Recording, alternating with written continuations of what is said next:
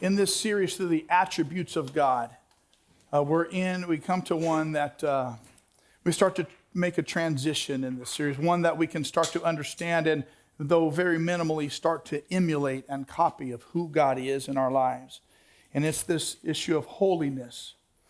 Let me say from right at the start here that there's something within us that hates the idea of the holiness of God.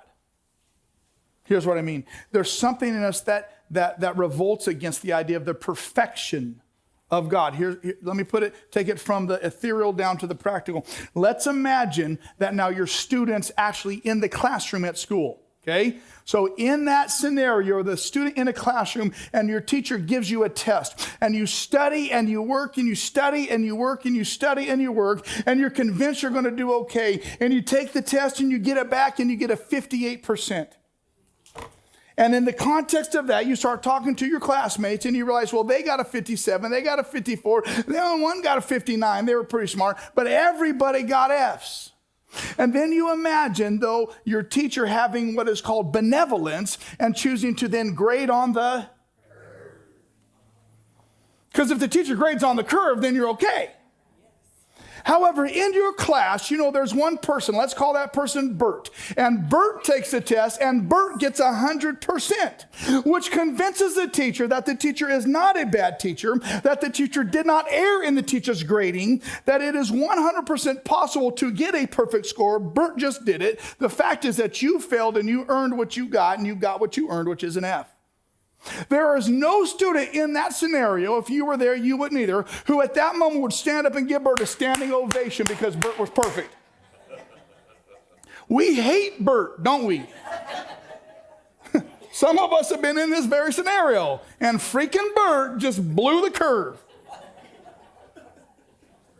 There's something down deep in us that hates the holiness, the perfection of God. Because it reminds us, if we think about it, that we'll never be good enough.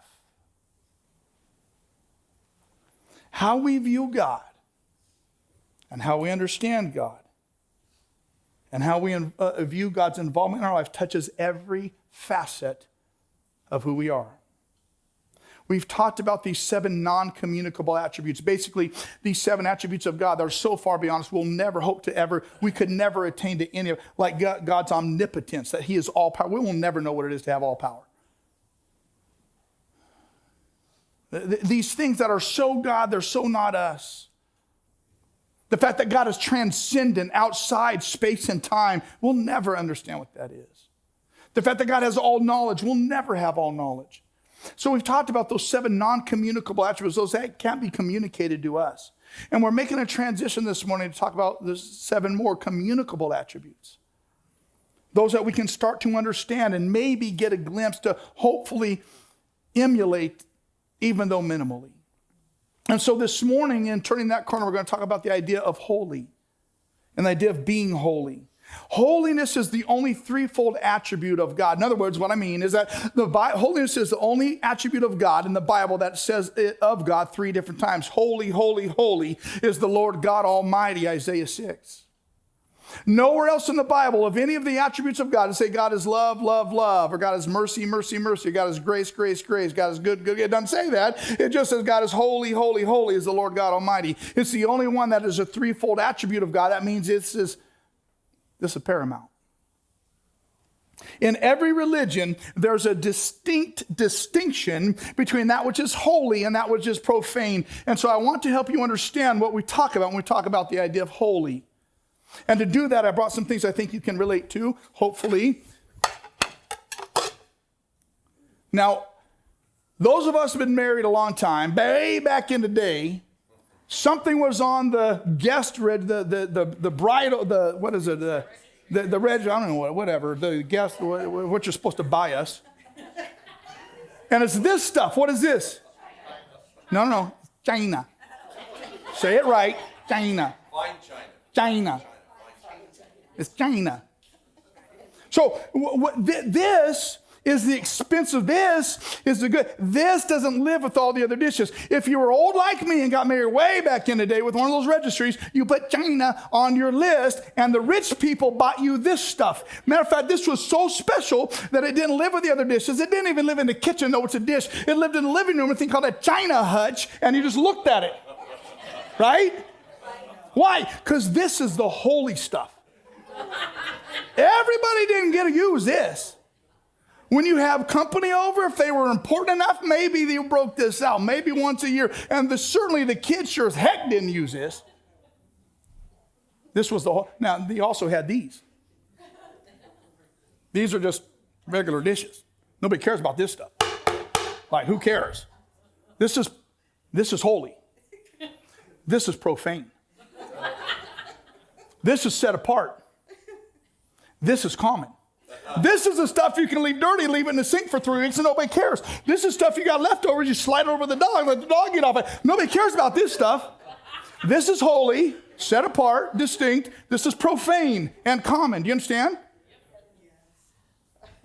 Now, how many of you got married back in the day when actually had this on the registries? A few of you? All right. So let me put it in terms where you'd understand. You got profane pillows at your house, and you got holy pillows at your house.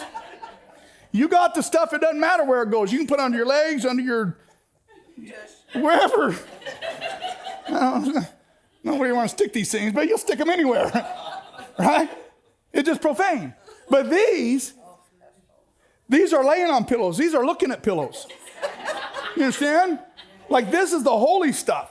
You do it, you can give this to your dog, nobody cares. This, you look at, you don't sit on, you don't put your feet on, you don't put that nappy old head on, that bald head, all greasy everywhere. You don't put it on this one, right? This is on your couch, it's on your beds. What do you do? This is on your beds before you go lay down. What do you do with this? You take it off, right? If it's on a couch, you got your holy pillows on the couch. You don't sit on these. They're there to look at. If you're going to sit where the pillows are, you move the pillows so these are protected, right? You understand the difference between holy and profane? It's set apart. It's different. There's nothing common about that which is holy. Typically, when we hear the word holy, we think uprightness or righteousness or ethical purity.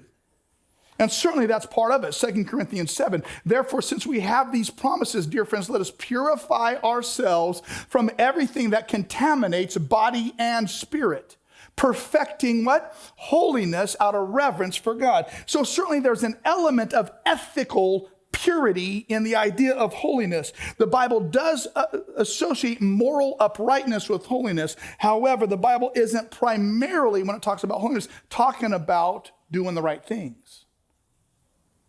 To be holy means literally to be set apart or distinct from what is common. And that's why God can say in 1 Peter chapter 1, as obedient children, do not conform to the evil common desires you had when you were living in ignorance and were living a common, non-set apart life. But just as he who called you is what? Holy, so be what? Holy in all you do, for it is written, be holy because I'm holy. Now, please understand, holiness means different and set apart, but just because something's different and set apart doesn't mean it's holy. Sometimes different just means weird. God is not a common God. So he calls us to be set apart like he is from what is common. Set apart from a common mindset to an uncommon mindset. Set apart from a common responses to uncommon responses. Set apart from a common worldview to an uncommon worldview. Set apart from a common sexuality to an uncommon sexuality. Set apart from common finances to uncommon finances. Be holy. 1 Peter 1 refers back to the Old Testament in the book of the law, in the book of Leviticus chapter 11. It says, I am the Lord your God. Consecrate yourselves and be holy. Why? So you can be good? No. Be holy. Why? So you can be righteous? No. Be holy because I am holy. And I want you to be like me, God says. We have to understand two aspects of holiness. There is the aspect of holiness that is God. God is holy. God is separate and set above all his creation and everything that has been created. But the second aspect of holiness is the one that affects us. The idea that things and people, when they're attached to God and to God's purposes, then also become holy. And so we are to be holy attached to God. God is holy and separate above all things that have been created. Compared to God, even our best effort is filth compared to God. See, our problem is a comparison problem. We compare ourselves to each other, and compared to each other, we're doing pretty good. Take a look at the person on your right and left. You're better than one of them. Might not be better than both, but you're better than one. See, our problem has nothing to do with our good. Our problem has to do with comparison. Now compare yourself to a holy God. Even on our best day, it's filth. And until we realize how holy God is, we'll never realize our need for him. The other thing is that things that are attached to God and his purposes are also then therefore declared holy. What was the first thing in the Bible that was declared holy? The very first thing is declared holy. Let me share it with you. Genesis 2:3. Then God blessed the seventh day and made it holy, because on it he rested from the work of creating that had been done. The first thing in the Bible that is consecrated and declared holy other than God is the seventh day. Why was the seventh day created holy? Because it was distinct and set apart from day 1, 2, 3, 4, 5, and 6. What was set apart and different about the seventh day is that God did something different, something set apart, something attached only to him that made it different than the first 6. He rested and set that day apart as separate. It was set aside for a special, uncommon purpose. See, people and things are holy that are connected with God and are for his purposes. And God blesses that which is holy. God certainly doesn't bless that which is profane. God blesses that which is holy. And so here's the thing, married husband, married wife. If you want your marriage to be holy and blessed, connect it to God and his purposes. If you want your finances to be holy and blessed, connect your finances to God and to his purposes. If you want your relationships to be blessed, connect them to God and to his purposes. Does this make sense? So consider the importance of what holiness is. There is a holiness that is the very being of God, and there is the holiness of the people who simply reflect his character. Exodus 19 says, and the Lord said to Moses, go to the people and consecrate them today and tomorrow. Have them wash their clothes and be ready by the third day. Because on the third day, on that day, the Lord will come down on Mount Sinai in the sight of all the people. Here's what happened. God had led his nation out of captivity in Egypt, out of slavery under the oppressive hand of Pharaoh, and led them into the promised land. Before going to the promised land, he led them to Mount Sinai, where the people rested at the base of Mount Sinai, where God was to appear on Mount Sinai and meet with Moses. Before God met with Moses and gave them the Ten Commandments and that forever eternal promise between God and his people, he said, Moses, I'm about to do an incredible work amongst you and give you my promise, but before that, you got to get the people holy. Here's what I know. Before God will unleash his promises and before God will honor the relationship that he said he would give his people, we have to first choose to be set apart and distinct from that which is common in this world. We have to gain a lifestyle of set apartness before we can live in the promises of Almighty God. Here's many of our problem. Now, we definitely want the promises of God. We want him to show up. We want him to make relationships new, finances new, marriages new, families new, jobs new. No, we want him to do all that stuff, but we want him to do that stuff without having to do anything ourselves. Right? So what it means to be holy is to have a different style of living. It doesn't mean perfection. Please don't misunderstand me. I'm not saying we've got to be perfect. But we have to be holy. See, without set apartness, we forever ever live outside of God's favor. And we have to understand this. God's favor will never be able to be earned by being good. And this is our problem. This is what we think. When we hear the idea of being holy, we think, well, if I can just be good enough, then God's going to be happy. That we can't earn his goodness. His goodness is grace to those who have declared themselves as set apart. Not perfect. And so what's the ethical implications of holiness? God is holy. He demands us to be holy. There is an ethical implication. Ethically, every Christ follower is called to live a holy life. If we say that we have a relationship with God through faith in Jesus, we are called then ethically to live and morally to live a holy life. What's that mean? It means that God wants our minds and our hearts to be filled with his holy qualities. All these things we're going to talk about in these next 7 weeks about his communicable attributes have to be reflective in our life because they are who God is. Am I going too fast? You tracking with me?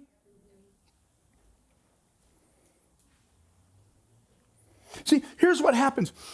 We try to modify our behavior without being attached to God's holiness. We try to be good. Behavioral modification without the holiness of heart results in religious failure. And when people try to be good without being connected to God's holiness and resulting in religious failure, they do what's called deconstructing their faith. They tear it all down because it hasn't worked. The problem is without a test of God and his holiness, it'll never work. Because you never be holy. So if we have to be holy, if you have a relationship with Jesus, God has said, be holy. What's the next question? You've been told by the Bible and by God, be holy. What's the next question? How? Well, great. All right, Baldy, smarty pants. How do I do it? It's impossible. Apart from being attached to Jesus. Literally, it says, be holy as God is holy. It means to be pure and blameless in God's sight. How? Here's the problem. The Bible says this is impossible. Look what it says. There was no one holy like the Lord. Wait. You just said I had to be holy like God. And then you tell me in the same Bible that there's no one holy like the Lord. But in that Bible, you said I had to be holy like him. But then you just tell me there's no one holy. Like I'm in a catch-22. How do I get out of this? Right? There's no one besides you. There's no rock like Dwayne Johnson. There's no way. Here's the deal. Here's what we got to understand. We are made holy not by behavior. Please get that out of your head. Don't ever think. We're made holy by our attachment to Christ. Now, our behavior will transform as we are attached to him. But we're not made holy by our behavior. It doesn't work that way. Hebrews 10 says this. First, he said, sacrifices and offerings, burnt offerings and sin offerings, all this religious stuff, all this religious baggage, all this religious behavior, you didn't desire, God. Nor were you, God, pleased with all this religious stuff, though they were offered in accordance to what you said. Wait a minute. So I'm doing what God tells me to do, but God doesn't want that done. Yeah, that's pretty much what the Bible says, as confusing as that is. I can't be right with you by what I do. Then verse 9 says this. Then he said, here I am. I have come to do your will. He sets aside the first thing to establish the second thing. What that means is I'm going to set aside those things that were designed to try to make me right, though they can't make me right. I'm going to set that aside and do things a different way. What's the different way? Verse 10. And by that will we have been made what? Holy. Through what? Through the obedience, through the sacrifice, through the behavior? No. Through the what? Through the sacrifice of the what? Of the body of Jesus Christ once and for all. We are not made holy by our behavior. Thank God. We're made holy by our attachment with Jesus. So you can be holy. God would never ask us to do something he didn't empower us to do. Now, you know what you did last night. and you can be holy. You understand? So if that's how I become holy, attaching myself to Jesus, what's the results of it? Well, the results of becoming holy is this, that as the holiness of God works its way into the fabric of my being, I will become more sensitive to what? To my own sin. And I'll learn to hate my sin like God hates it. That's the result of being holy. Now understand, holiness is me hating my sin. It's not me telling you your sin. Does that make sense? It's me hating my sin. See, because I am separate and set apart holy, I have to then be separate and set apart from my sin.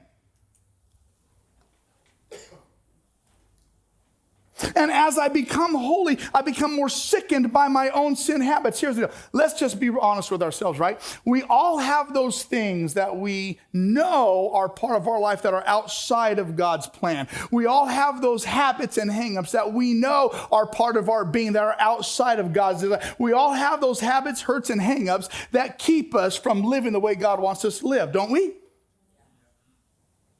Okay, there are 3 of you who are more honest in this one than the first service. The first service, everybody was perfect. They didn't have any issues. We got 3 honest ones here. Here's the deal. We've grown comfortable with those things. They become common in our lives. And God says, I want you to be holy, so much so you become uncomfortable and sickened by all those sins that you've grown comfortable with.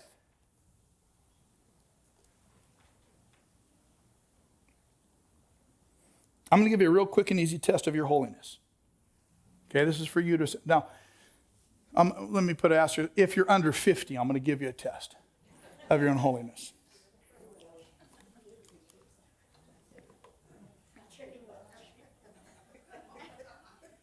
Check your social media. I don't know, maybe if you're over 52, I don't know, but... So here's what I'm saying.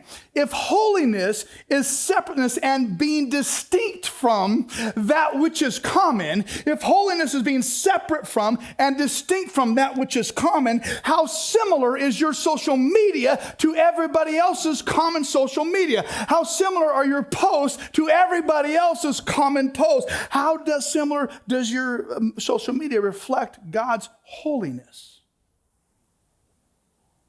Do you understand? You want a test of your holiness, how much dissension do you sow? You know what's common in this world is dissension. We see it everywhere we turn. There's dissension online, isn't there? Isn't there dissension in social media? You turn on the news, everybody's fighting with each other, right? Actually, one of the best things that happened to our country is Donald Trump not get elected. Here's why. Because the moment he wasn't elected, all the problems went away. I don't hear about anything but snow in Texas. That's the only problem we have in America anymore. And what I'm saying is like everybody's fighting with everybody, right? So how do you be holy? You become distinct by not being a person of dissension. Does that make sense? So, ask yourself, how holy am I?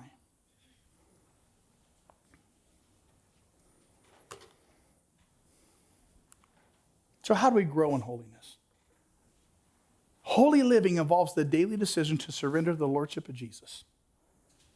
It's a daily decision. It's not something I attain. It's something every day. Romans 12:1, therefore I urge you, brothers and sisters, in view of God's mercy, to offer your bodies as living sacrifices. What? Holy and pleasing to God. This is your true and proper worship. It's a daily prescription of sacrifice. It's a daily choice. You know the Bible says, offer your bodies as living sacrifice. You know the problem with a living sacrifice? A living sacrifice has a tendency to crawl off the altar. And so every day, it's a process of going through the fications. You know what the fications are? It's not what you said before. You know, you motherfication. It's not that.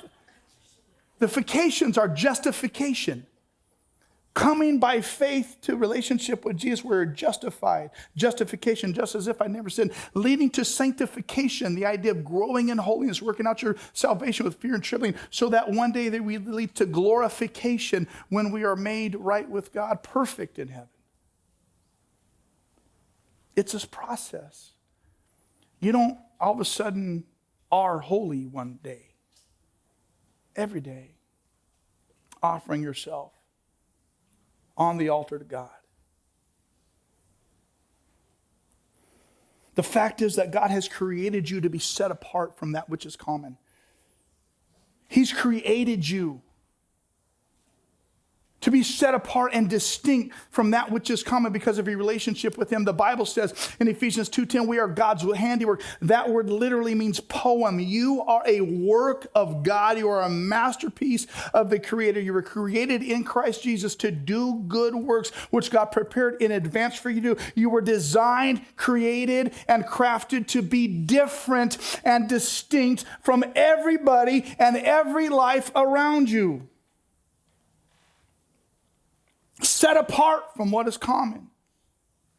I guarantee you that we are able to see our holiness or our commonness when we're stressed, frustrated, and angry. When we're in those moments of our lives of being stressed, frustrated, and angry, we get a very clear picture of how holy we are or how common we are. Ask yourself this question: what are those things in my life that make me stressed, frustrated, and angry? And then in those times of stress, frustration, and anger, do I then reflect the holy qualities of God? Or do I reflect the common attitudes of everybody else who is also stressed, frustrated, and angry?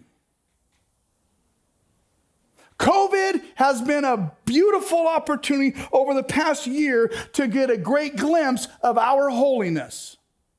Because COVID has unleashed upon us the opportunity to be stressed, frustrated, and angry. Right? This is where the rubber meets the road with God and his attribute of holiness. In those moments of stress, frustration, and anger, have I responded as every other common person has, or have I responded according to the attributes of a holy God? You got it? You still with me?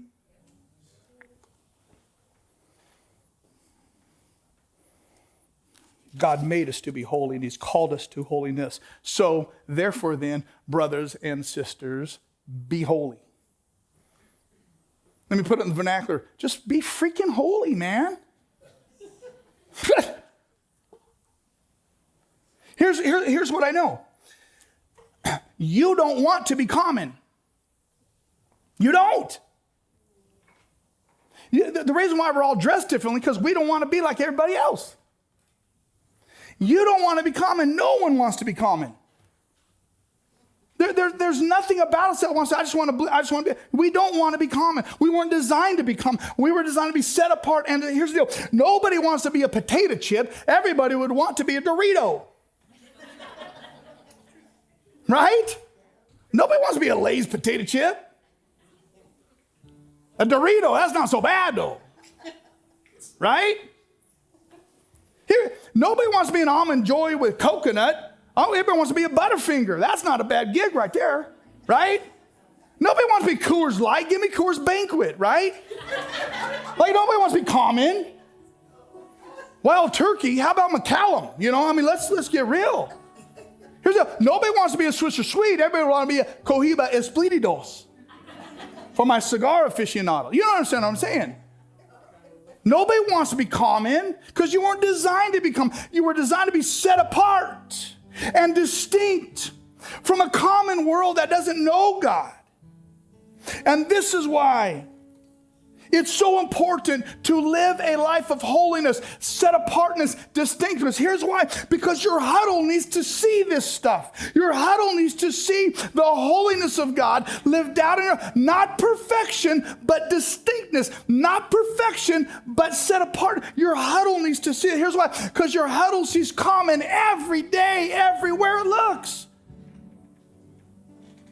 Or your huddle, those 8 to 15-year-olds, has seen common every time it turns on the news. It's seen common every time it gets online. It's seen common every time it goes outside of its shuttered home. It's seen common every other place. It's not yet seen holy. We got such a great opportunity to be different and to be distinct and set apart. from everything that is common. And that, my friends, attached to Christ, is what it is to be holy. And this is why you read the Bible. And this is why you pray every day. And this is why you come to church. And this is why you listen to worship music when you're away from church. And this is why you serve others. And this is why you submit to your spouse. And this is why you stop watching porn. And this is why you obey Scripture. Not because in those things you are holy, but because those things happen when your life is attached to a holy God. This is the day that some of you are going to change. This is the day that change begins. This is the day that some of you are going to move from being common to being set apart. This is the day. This is the day that some of your marriages are going to change from a common marriage to a marriage that is set apart and different because it's been common for far too long. This is the day. This is the day that some of your common finances are going to be transformed to a set apart finances, because this is the day that you will attach it to God and to His purpose. This is the day that some of your social media habits will turn from common to set apart and holy. This is the day. This is the day that your common and confused sexuality will be transformed to a sexuality that is transformed and set apart and distinct. This is the day that your common goals will become set apart goals. This is your day that your common attitudes, for some of you, will become attitudes that are set apart and distinct. This is the day that some of your common lives lived in fear and anxiety is going to become a life that is set apart and distinct. This, for some of you, is your day. How? By attaching all that you are and all that you have to a holy God. No longer worried about perfection. God has called us to intimacy, not performance.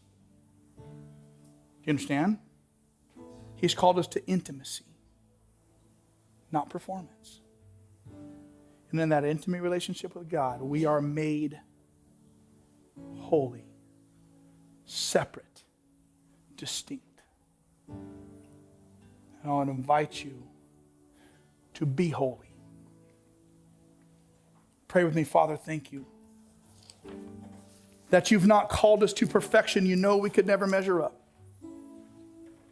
Every one of us has fallen far short. Thank you that that is not your expectation of us. Thank you that you have called us to that which we can attain. A holy separateness from that which is common and profane. In this moment, you have the opportunity between you and God. And I would encourage you to take it in your own words, but to say, God, I'm sorry. Because this area of my life has been common. I'm sorry that I've allowed my marriage to be common.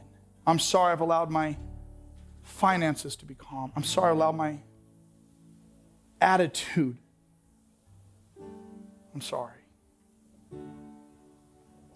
And then ask Him, Father, today I want to choose to be holy.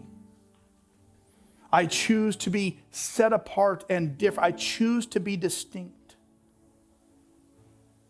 Help me to reflect who you are when I'm frustrated and upset. Help me to reflect your qualities of holiness in the midst of a common and lethargic world. Tell Him, say, Father, I don't want to be common. I want to be set apart for you. So I join, here it is, I join my life and all that you've given me to you through faith in Jesus. Tell Him, I and my things are yours. I choose holiness. Father, it is your love that has rescued. And we are delivered not by our behavior, but by your cross. You are our hope. And today, we choose holiness.